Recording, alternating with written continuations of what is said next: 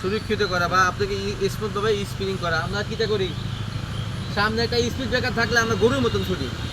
যখন আপনি যখন একটা চিন্তার জিনিস করেন, যখন আপনি গাড়ির সামনে যখন ড্রাইভ করার পরে সামনে স্পিড ব্রেকার পড়ছে, আমরা কীটা করি, স্পিড ব্রেকার দিয়ে ক্লাস ব্রেক না ধরে আমরা গাড়ি জোরে চালাই, পুরোটা ধরে চালাই না।